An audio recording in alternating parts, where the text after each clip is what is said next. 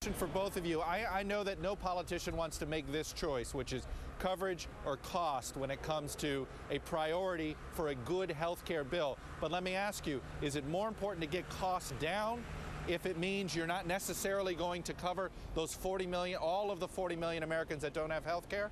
Or does 100% coverage have to come before cost issues? Senator Bennett, let me start with you. Yeah, that's a false dichotomy, and it shows the way the debate has been framed in the past. The assumption is that if you get coverage, it's going to cost more, and the way this bill has been scored and the way people have looked at it is that if you do it right, you can lower costs and at the same time get coverage, and you don't have to make that choice. If you stay in the present paradigm with respect to health care, you do. We're trying to break the paradigm and go into new directions. Right now, people, Chuck, with coverage are picking up the hospital emergency room bills of people who don't.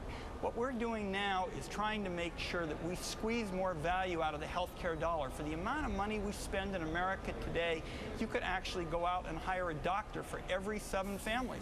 Pay the doctor over $200,000 and say, take care of these 7 families. So we spend enough money on healthcare in order to get everybody good quality, affordable coverage, but we've got to start spending it in the right places. We've got a bipartisan coalition that does that. Let me talk about the reality of the politics of Capitol Hill.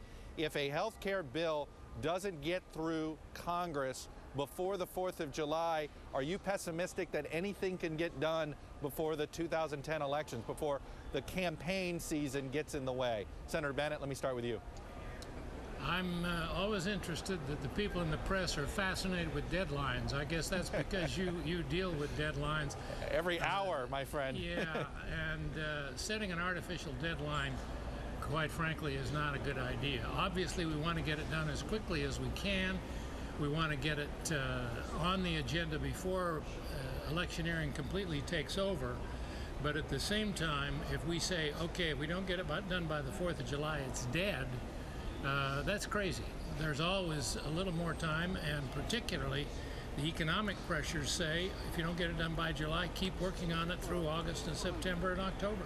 Chuck, Senator Wyden, though, how important is it, though, that you don't let campaign politics get in the way of this? We want to get this done this year, and the president has a steely determination about him on this issue.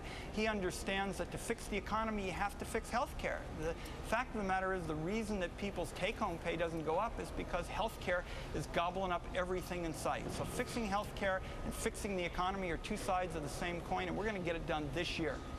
Senators Wyden, Senators Bennett, it's going to be an interesting debate, what we hear tonight on health care.